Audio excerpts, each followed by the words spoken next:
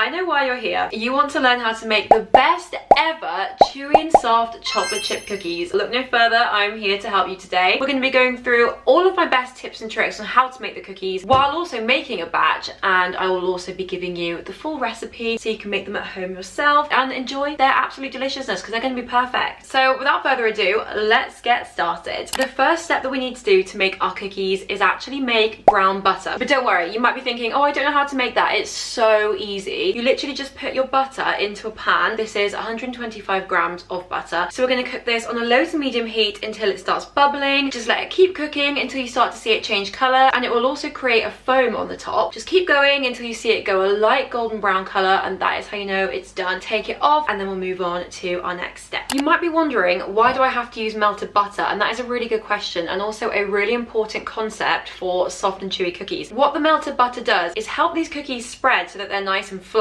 and it also creates a dense texture for these cookies, which in turn creates a chewy edge and a soft center. Doing the butter like this is very important to get the results that we're looking for. When your brown butter is ready, you're going to notice there's going to be a lot of brown specks. You might think, oh my god, it's burnt, or it shouldn't be like this. Don't worry, it's completely normal, and it's actually going to enhance the flavor of our cookies so much more. So you should be left with a foamy dark brown mixture. I'm just going to let that rest on the side for 5 minutes before adding it into our bowl. Moving on to the next step, which is adding our sugar into our bowl. The good thing about making these kind of cookies is you can do the whole thing by hand with just a wooden spoon or a spatula. You don't have to use any electrical devices, which is great. In this bowl, I've got a combination of caster sugar and light brown sugar, but I've got more brown sugar in here than white sugar, and the reason for that is brown sugar has something in it called molasses, which carries a lot of moisture. Adding this into our cookies is going to really help bring out the chewy texture of our cookies, and not only that, it's going to really enhance the flavors just like the brown butter. It's going to give it an almost subtle caramelly flavor. I'm going to add this into our bowl along with our browned butter.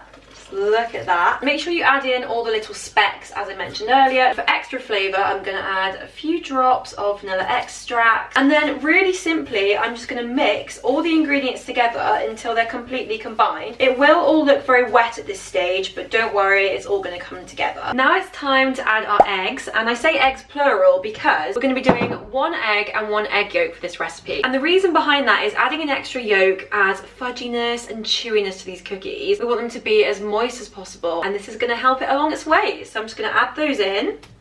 As before, we're just going to mix that together until fully combined. Next up, we're going to be adding our plain flour and bicarbonate of soda to make sure that our cookies spread as much as possible, but obviously not too much. We don't add a huge amount of flour because the more flour we add, the thicker and chunkier the cookies are going to be. And also, we're going to add half a teaspoon of bicarbonate of soda, which helps them on their way when they're spreading. It just pushes them out a little bit more. So we're going to add these in, and then with a spatula, we're just going to fold that through until we have our cookie dough. The dough is going to look quite soft, but that's completely normal. Don't worry, this is the kind of texture it's going to look like. Like, it holds its shape, but it will be quite soft. Now it's time to add in our chocolate chips of choice. For this particular recipe, I am going to be using milk chocolate chips just because that flavour combo is going to be amazing. I'm going to be adding in a combination of small chocolate chips and a few bigger ones just to make these extra chocolatey, but I'm just going to put aside a few of the chocolate chips just so I can add them back on to the top of the cookies before they go in the oven. You can just keep to one size if you prefer, but I want these to have like pockets of melty chocolate in there. I think it'd be so much nicer. And we have also established these are the best chocolate chip cookies ever, so why not zhuzh them up a bit. We're going to add these into the dough and then mix them through, making sure all of the chocolate is completely incorporated into the dough and evenly distributed, because we don't want to have like all the chocolate in one spot. You're going to be left with something that looks like this. It smells absolutely incredible. Before they go in the oven, there's only one more thing left to do, and that is scoop them into evenly sized balls and then put them in the fridge or freezer to chill. I'm going to be putting mine in the freezer to chill for half an hour, but you could also do this in the fridge for 1 hour. This is also a really important step because what this does is ensures that when these cookies are baked, they don't just become like a massive big cookie, basically all like spread into one. We want these to hold their shape a little bit when they cook, but also we're not freezing for so long that that, they're gonna just be like balls of cookie dough basically. I've literally just got a plate. I'm just gonna scoop using a cookie scoop. You don't have to use a cookie scoop, but it can help you measure out, you know, how big each one's gonna be. I'm just gonna put each one onto the plate as so, and they will feel a bit greasy. That's absolutely fine. It's literally just because of the melted butter. And this should make roughly 8 cookies.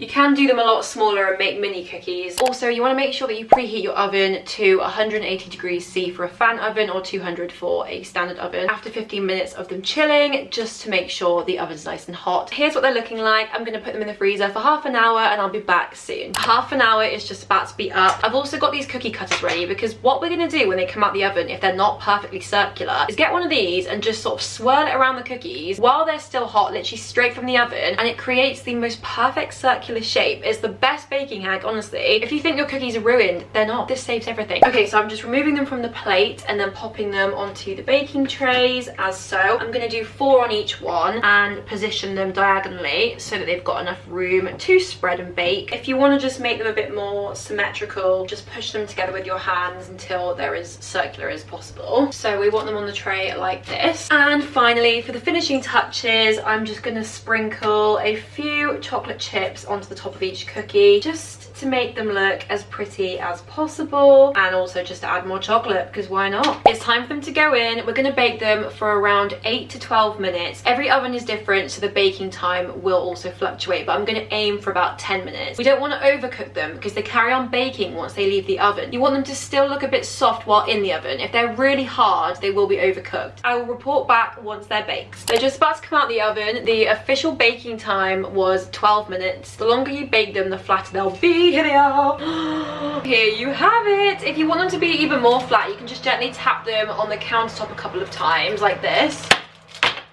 So as mentioned before, with any of the cookies that are looking not so symmetrical, we're just going to get our cookie cutter and just carefully swirl it around the cookies. But these are already looking pretty good. I'm very happy with how these have turned out actually. And then all we need to do now is let them cool for like 5-10 minutes. You don't want to burn yourself, but you can have them nice and warm and gooey, and then they're ready to enjoy.